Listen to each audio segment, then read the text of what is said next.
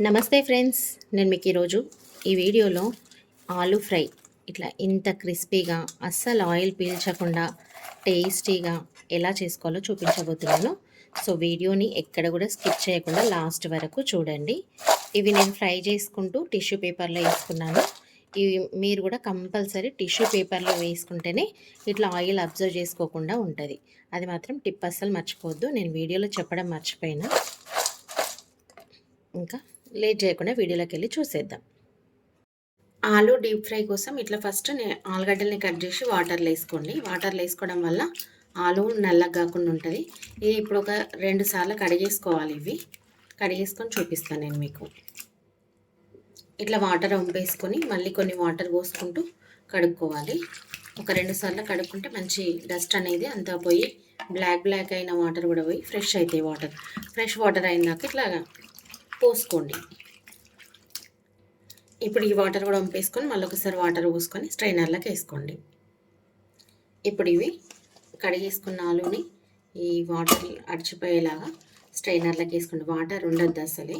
ఇట్లా ఊపుకుంటూ మనం deep fry చేసుకోవాలి. డీప్ ఫ్రై చేసుకునేటప్పుడు కూడా నేను మీకు చూపిస్తా. ఆలుగడ్డలు మొత్తంని ఇట్లా ఒక స్ట్రైనర్లోకి వేసేసుకోండి. స్ట్రైనర్లోకి వేసేసుకొని కూడా ఇట్లా అనుకోండి. ఏమైనా వాటర్ ఉంటే కూడా వెళ్ళిపోతే మనం డీప్ ఫ్రై చేసుకునేటప్పుడు కూడా పైన వేసుకుంటూ కిందికి వాటర్ అంతా అడిచిపోయేలాగే వేసుకోవాలి. నెక్స్ట్ ఇంకేమేం కావాలనేది చూపిస్తా. ఇట్లా పొడుగు పచ్చిమిర్చి కట్ చేసుకోండి. కొద్దిగా కరివేపాకు, ఇవి కూడా డీప్ ఫ్రై చేసుకోవాలి. ఇంకా నేను డీప్ ఫ్రై కోసం ఆయిల్ పెట్టుకున్నా చూపిస్తాను. ఇట్లా ఆయిల్ పెట్టుకున్నా డీప్ ఫ్రైకి సరిపడా. ఇది బాగా వేడైన తర్వాత కొద్దిగా ఆలుగడ్డలు వేసుకుంటూ డీప్ ఫ్రై చేసుకోవాలి బ్యాచ్ వైజ్గా. ఆయిల్ వేడైందో లేదో తెలుసుకోవడానికి ఇట్లా ఒక ఆలు పీస్ వేసుకొని చూడండి. అయితే మనకు తెలుస్తుంది. చూడండి, ఫ్రై అవుతుంది కదా, ఆయిల్ వేడైపోయింది. ఇప్పుడు బ్యాచ్ వైజ్గా కొన్ని ఆలు పీసెస్ తీసుకుంటూ ఈ ఆయిల్లోకి వేసుకోవాలి.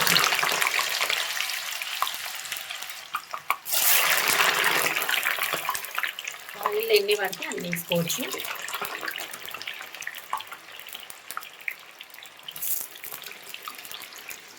మంచి హై ఫ్లేమ్లోనే ఫ్రై చేసుకోండి.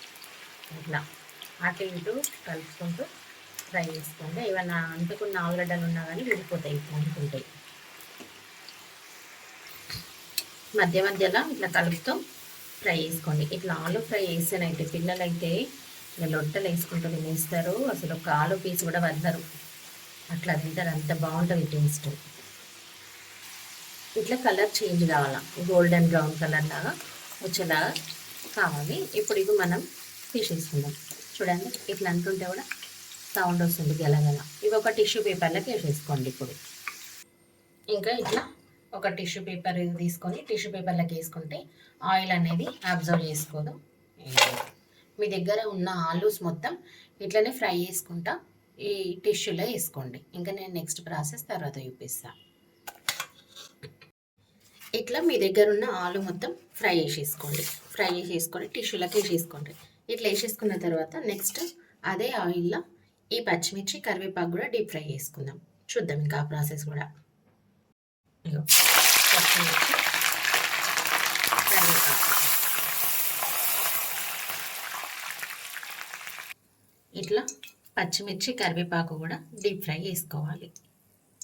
ఇలాంటిది ఒక డిష్ తీసుకోండి. డిష్ తీసుకొని మన దగ్గర ఉన్న ఈ ఆలు ఫ్రై మొత్తం అందులోకి వేసేసుకోండి. టిష్యూ పేపర్ల నుండి ఇవ్వండి. ఇట్లా ఈ డిష్లోకి వేసేసుకోండి.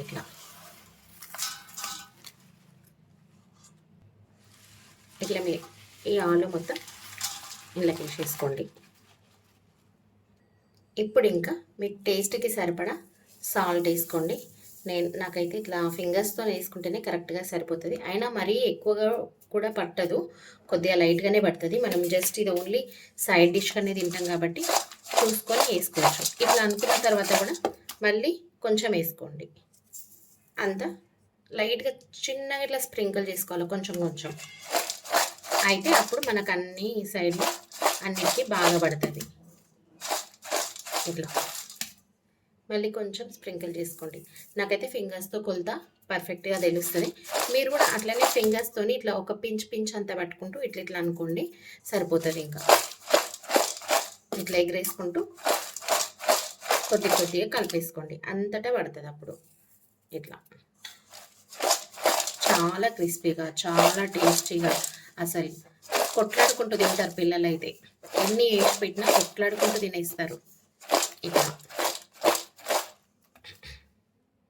ఇప్పుడు కారంని కూడా అంతే సేమ్ కొద్దిగా తీసుకుంటూ స్ప్రింకిల్ చేసి ఇట్లా వేసుకోండి. మళ్ళీ కొద్దిగా కారం తీసుకొని చేతులకి మళ్ళీ ఇట్లా కొద్దిగా వేసుకొని మళ్ళీ ఇట్లా ఎగరేసుకోవాలి. ఎగరేసుకోవడం కూడా ఇట్లా తిప్పుకుంటూ వేసుకున్నాం అనుకోండి, అన్ని సైడ్లు కరెక్ట్గా కలుస్తాయి. ఉప్పు కారం కూడా. నేను మళ్ళీ కొంచెం స్ప్రింకిల్ చేసుకుంటున్నా. మీకు సరిపోతుంది అని అనిపించేంత వరకు ఇట్లా వేసుకోండి. అవసరమైతే ఒకటి తిని చెక్ చేసుకొని వేసుకోండి. ఇప్పుడు కొద్దిగా ధనియాల పొడి కూడా చేతులకు తీసుకొని ఫింగర్స్ పైన ఇట్లా స్ప్రింకిల్ చేసుకుంటూ సేమ్ ప్రాసెస్లో ఇట్లా ఎగరేసుకోండి.